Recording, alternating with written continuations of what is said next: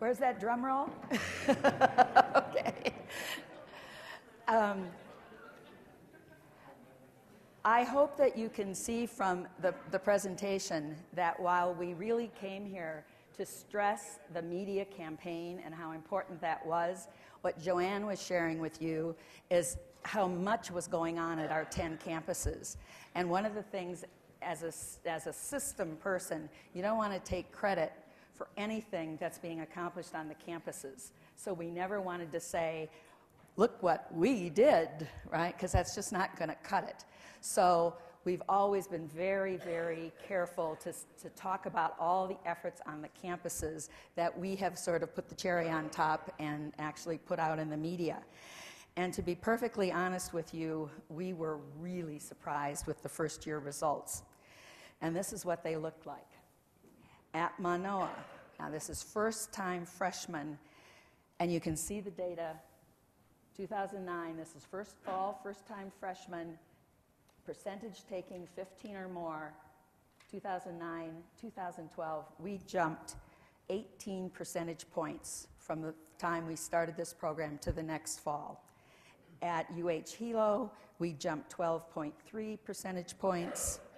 At UH West Oahu, and we've already said that this is our littlest campus, so it kind of bounces around.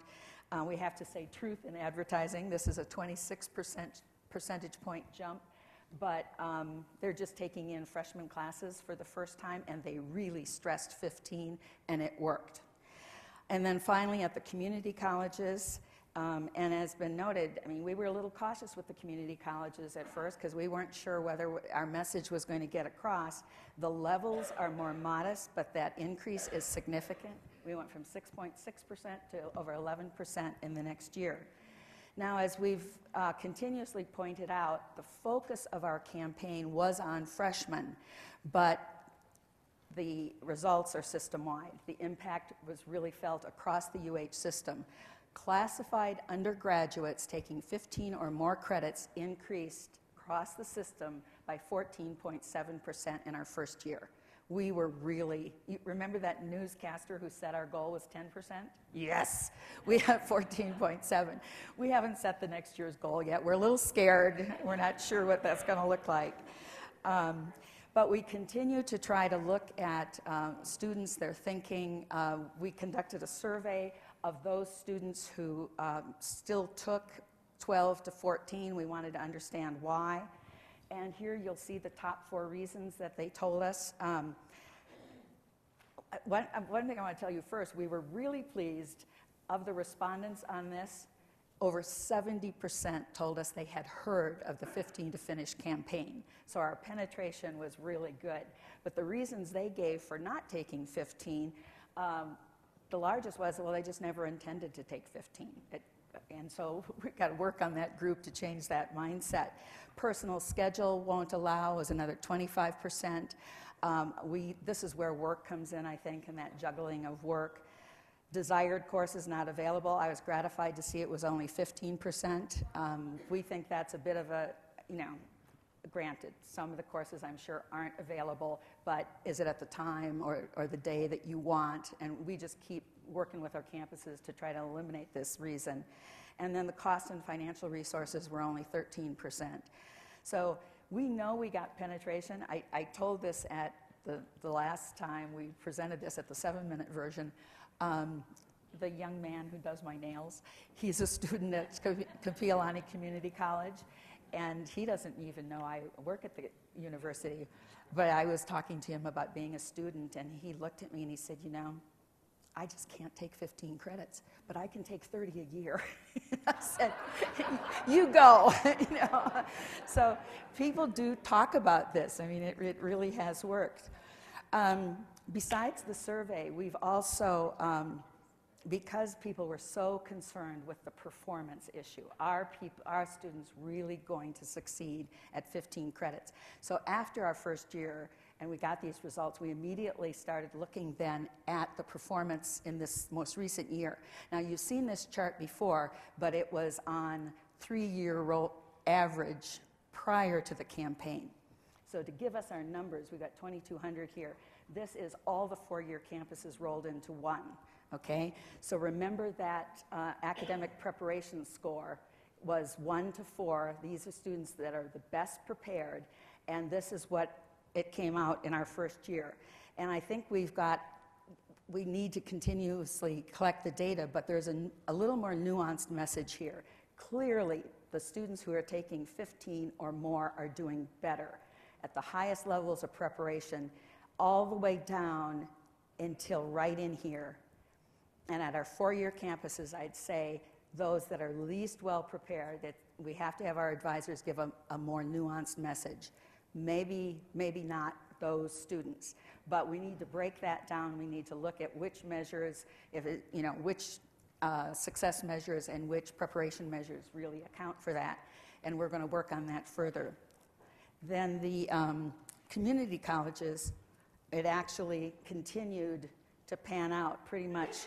If you look here, it's almost equal to students who take 15 or more credits do as well, if not better. Look at this, even at the lowest levels of preparation. So we'll continue collecting the data and watching it, but somebody at break said to me, it's the old adage, if you want something done, you give it to the busiest person in the room, and they're the ones who get it done, right? And I think students who are taking 15 are really engaged, and they simply do better. I want to go over a little bit the lessons that we've learned along the way, things that we think we did well. I think you can probably tell just from listening to both Pearl and Terry, we had good data and we leveraged it well. It was the foundation of our messages. I mean, it built our campaign. We didn't say anything that we couldn't prove. A professional like Terry, and she got great people to work with us. We are a little state, but we created this plan and rolled it out, and I mean, we were stunned at how many people actually responded and how positively they responded. We also think we did a good job of targeting parents. That longer video that you saw that Terry said was so effective, that one was played at a new student orientation where parents are. So that, you have to use it at a time when it's not too long. I mean, that's too long for a bit on television or radio, but in the right setting, it is so effective. And we included the videos, the brochures, also at those new student orientations. People are saying, oh, our brochures outmoded. Is anybody reading brochures? I think they're effective for somebody sitting around at a table looking at something. This is shotgun blast here. If people wanted to pick and choose among these things, fine. I'm not a media expert, but our expert told us, let's try everything, and it certainly was successful for us. The things that we feel as if we need to address: coordinating with the campus initiatives, do it in 4, do it in 2. When Joanne said those were parallel initiatives, that's kind of our way of saying that was not the perfect coordination. This is truth in advertising now. All of a sudden, we're rolling on 15 to finish, and then we saw do it in 4 and do it in 2, and we thought, where did that come from? And, we're a small state, but 10 campuses, and it just happened. So we just said, hey, let's just roll this in and make it part of the whole thing and make it sound like we knew what we were doing. But, this is an art, this is not a science. And I'll never forget, one of our chief student affairs officers said very publicly, that system did it again. They launched a campaign I didn't even know about until I saw it on television. I could have spit tacks. That guy had been at the student affairs meeting where we showed the data and talked about this, but the problem is he never connected that with the campaign, and so he didn't hear about it. Communicate, communicate, communicate, and then you take your hits anyway. So trying to make sure that you're out there and sharing this, because we weren't trying to overstep our authority, or we weren't trying to. The other thing that came up was, why are you putting our dirty linen out there for everyone to see it? Now, that's because the data that you see about our four-year graduation rate is system-wide data. So our flagship is a little better, but only a little better, you know. So, you know, the idea that we were making them look bad, I mean, it's an easy thing to say, but it just wasn't true. And, well, I should stick to my script here, and I'll get to the, always a problem for me, I'm sorry. Convincing advisors and other internal audiences, Joanne has done a really good job of showing you. I mean, Joanne actually meets with advisors, and we do a full-day advising thing every fall. So we kept pounding on them, trying to share the data with them. Student affairs, let me say, advisors are almost always student affairs folks. I don't know if we got student affairs people in the audience, but I grew up as a student affairs person, and what you're all about is you want to say student success, but it's the warm, fuzzy, take care of student kind of student success. And that means, oh my God, you don't want to set them up to fail. And so it's really important to get them over that hump that students can do it. When we have high expectations, students rise to those expectations. And so getting that message out was really important. And we're not finished by any means. We have to continue. On the plane coming in, there was a outreach college person sitting behind me, and she said, oh, Linda, I got to tell you about the new scholarship we have for freshmen in the freshman year, and it's for really strong students, but the advisors really don't want us to say 30 credits a year. They think we should say 27, and I just, you know, these are strong students. Why in the world wouldn't you say 30? You know, so I was very nice and diplomatic, but I said, thanks for telling me, you know, we've just got to work more on those advisors. And this doesn't stop. I guess that is the message here. Raising awareness of faculty, boy.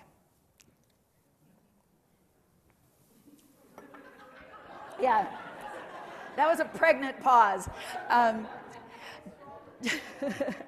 Joanne and I were invited by the Senate Executive Committee to come and meet with the Student Affairs Standing Committee of Manoa Senate, okay? And they were ready to blast us. You know, they didn't like it. They had heard the system did it, you know. And so this, oh gosh, there were a dozen faculty from all disciplines in the room, and we came in with some of the handouts that we've given you, like the one-pager on 15 to finish, and we shared the data with them and just walked through it. They invited us to come back and speak to the whole Senate. They were astounded. Faculty had no idea students weren't taking 15 credits. They had no idea students weren't graduating in 4 years. They looked back at their 4-year liberal arts college experience in which they had all graduated in 4 years, and they were really, really surprised. And I think when they actually sat down and listened to us, and they certainly thought they weren't that surprised that students did well at 15. They just didn't realize that not that many were taking 15. So in that case, when they invited us to come to the full Senate, we actually said, you know what? We'd be happy to do that, but why don't you talk to your Vice Chancellor for Academic Affairs? They're doing so much on your campus to promote this. Why don't you have him speak first? So always, from a system perspective, promoting the campuses and promoting what they're doing as really instrumental, because it is. One of the things that I find really difficult is creating this sense of urgency. And that's why I interrupted myself a second ago, because when the campuses or certain people were saying, why are you putting dirty linen out there? I said, to create a sense of urgency. That's why when Terry was saying we're trying to knock them over the head, because people don't know that it's taking so bloody long to graduate. We weren't even calculating a 4-year graduation rate anymore until we came into Complete College America. I mean, what's that about? So we clearly, it's like we just can't miss another class. Every time when I think about this, it's like there's this whole new freshman class coming in. If we don't get to them right away, there's a whole another group of students who are going to go slowly through this pipeline. So trying to amp people up, and there's all this debate. Do you give them bad news? Do you use scare tactics, or do you use good news? And so we use both, and you figure throw it all out there and see what sticks. But and I don't know the right answer. I know we've got lots of media specialists here, and it'll be interesting to hear your comments on the tack that we took. But I think this is what Stan does all the time, is try to create a sense of urgency about this. The nation can't wait. We can't miss another generation of students. So I'm real interested in your sense of how we did on that, and suggestions that you might have. Finally, our next steps, clearly it's, as I said earlier, it's this effort to shift the culture. We will continue doing the data analysis because folks are going to want to know the outcomes. We are visiting financial aid policy. Those scholarships that are under our control, we're trying to see if we can shift to 15 credits to continue being eligible. Redefining full-time from 12 to 15, actually saying that that's full-time. In our policy session, I'll be really interested in what you have to say, because we haven't done it. Right, we're pushing it, but we haven't said that you can only be full-time at 15. I think I'd rather keep it at 12 so that students take 15, but if they do fall back to 12, they don't lose their scholarship, or they can't be in the band, or there's all these unintended consequences if you make it 15. So we haven't gone there yet, but we're still talking about it. Finally, we're going to update and continue the campaign. The next thing I'm going to show you is our update on the campaign, and the best voices for this, just as Terry was reading out of that blog, those 2 undergraduates who responded to that graduate student, which we just loved. The same thing sort of happened here.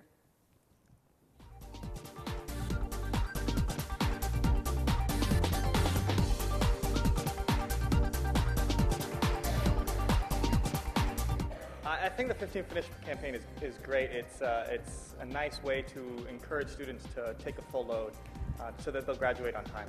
I heard the radio spot, and it motivated me to take 15 or more credits because I was taking 12 already, and 3 more credits isn't too bad. I came to know about it last year, and after that I took 15 last semester, and I took 18 this semester. It's really working good for me. So a lot of students, they don't take 15 to start with. A lot of them start with 12 because they're intimidated, and that'll put them behind track, and then they'll end up staying a year or so after.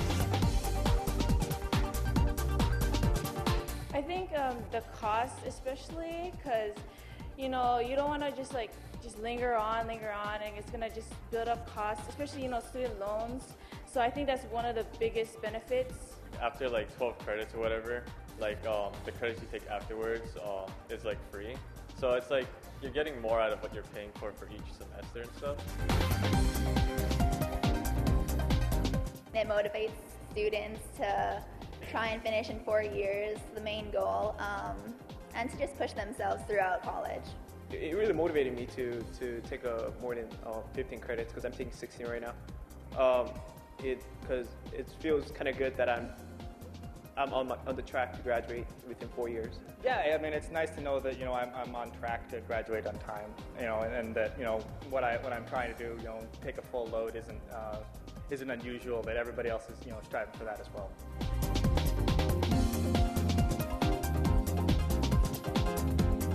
Every time I tell my friends that I'm taking at least 5 classes, 15 credits, they're telling me, "Oh, you're crazy," but it's a really good feeling because when you get good grades and you pass all your classes, you feel really good, and it motivates you more to take more classes. I think it's good because it advocates for students to try to finish on time, but might as well take 15 if they can to challenge themselves. The thing that motivated me is I'm the first kid out of my whole family to be in college, and I just wanted to graduate on time and make my family proud.